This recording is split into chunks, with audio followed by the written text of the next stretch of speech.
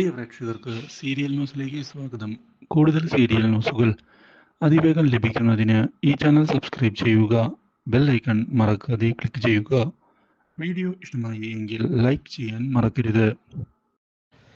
കൺമണിയുടെ കാര്യത്തിൽ ഇനി എന്താണ് സംഭവിക്കുക എന്നറിയാതെ ആകെ പകച്ചു നിൽക്കുകയാണ് ഇപ്പോൾ എല്ലാവരും. മാത്രവുമല്ല, മാനസ തൻ്റെ മനസ്സിലെ വിഷമങ്ങൾ ആൻറ്റിയമ്മയെ ചെന്ന് കണ്ട് പറയുകയും ചെയ്യുന്നു. ആൻറ്റിയമ്മ, കാര്യങ്ങൾ വിചാരിച്ചതുപോലെ അല്ല നടക്കുന്നത്. ഞാൻ എന്ത് ചെയ്യണം? എടി, നീ ഒന്ന് അടങ്ങ്. കാര്യങ്ങൾ നമുക്ക് ശരിയാക്കാം. നീ വിചാരിക്കുന്നത് പോലെ കൃഷിൻ്റെ മനസ്സിലേക്ക് കയറിപ്പോകാൻ നിനക്ക് സാധിക്കുകയില്ല എന്നത് സത്യം തന്നെയാണ്. അതുകൊണ്ട് തന്നെ ഇത്തിരി സമയമെടുത്ത് പയ്യെ കാര്യങ്ങൾ ചെയ്യാം. അപ്പോഴേക്കും ആ കൺമണി എന്തെങ്കിലുമൊക്കെ ചെയ്യും. എനിക്ക് ആ കാര്യത്തിൽ നല്ല പേടിയുണ്ട്. അതൊക്കെ ശരി തന്നെയാണ്. കാരണം നീ കാര്യങ്ങൾ മനസ്സിലാക്കണം. നിനക്ക് യാതൊരു ടാലന്റുമില്ല. ആ കൺമണിക്കാണ് എങ്കിൽ വരയ്ക്കാനുള്ള നല്ല ടാലന്റ് ഉണ്ട്. നീ എപ്പോൾ വേണമെങ്കിലും ഓഫീസിൽ നിന്ന് തെറിക്കാം നിന്നെ. അതിന് എല്ലാവരും ഫോഴ്സ് ചെയ്യുകയും ചെയ്യും. പക്ഷേ കൺമണിയുടെ കാര്യം എടുക്കുകയാണ് എങ്കിൽ അവൾ എല്ലാവർക്കും പ്രിയപ്പെട്ടവളാണ്. ഒരിക്കൽ പോലും അവളെ ആരും വെറുത്തിട്ടുമില്ല.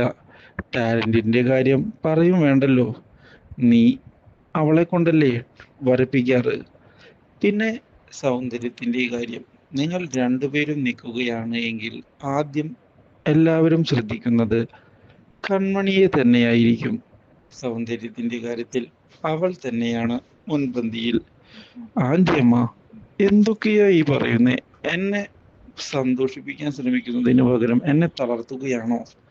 ഞാൻ റിയാലിറ്റി നിന്നോട് പറഞ്ഞു എന്ന് മാത്രം. സത്യങ്ങൾ നീ അറിഞ്ഞിരിക്കണമല്ലോ. എന്താണ് യഥാർത്ഥത്തിൽ സംഭവിക്കുന്നത് എന്ന് നീ മനസ്സിലാക്കണം.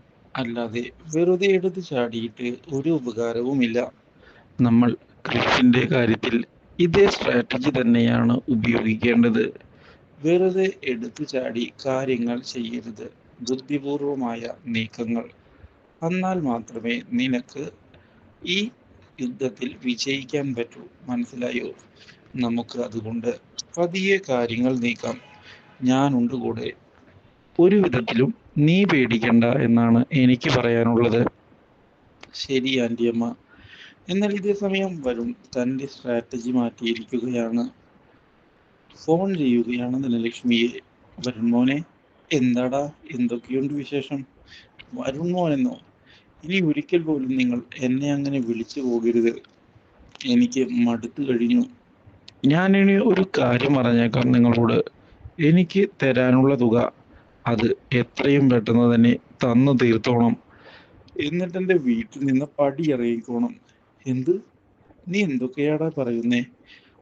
നമ്മുടെ കൺമണിയുമായിട്ടുള്ള നിന്റെ വിവാഹം നടക്കാൻ പോവുകയല്ലേ? വിവാഹം നടക്കാൻ പോകുന്നെന്നോ? നിങ്ങൾക്കൊരു പുല്ലും അറിയില്ല അവൾ എന്തൊക്കെയാ ചെയ്തു കൂട്ടുന്നത് എന്ന്. അവളുമായിട്ടുള്ള വിവാഹമൊന്നും ഇനി നടക്കുമെന്നുള്ള പ്രതീക്ഷയൊന്നും എനിക്കില്ല. അവളുടെ കൂടെ ആ കൃഷ് ഉള്ളിടത്തോളം കാലം ഒന്നും നടക്കില്ല. ഞാൻ പറഞ്ഞില്ലെന്ന് വേണ്ട. ഇനി കൂടുതൽ സംസാരിക്കാനൊന്നും ഞാൻ ഇഷ്ടപ്പെടുന്നില്ല. ഞാൻ ഇപ്പോൾ തന്നെ കാര്യങ്ങൾ വിശദമാക്കുകയാ. ഞാൻ നൽകിയ പൈസ എനിക്ക് തിരികെ കിട്ടണം. അതാണ് എനിക്ക് പറയാനുള്ളത്. ഇല്ലെങ്കിൽ എൻ്റെ സ്വഭാവം മാറും. പറഞ്ഞില്ലെന്ന് വേണ്ട എന്ന് പറഞ്ഞ് വരുൺ ഫോൺ കട്ട് ചെയ്തതോടെ ഞെട്ടിപ്പോയിരിക്കുകയാണ് Dhanalakshmi. Do like, share and subscribe.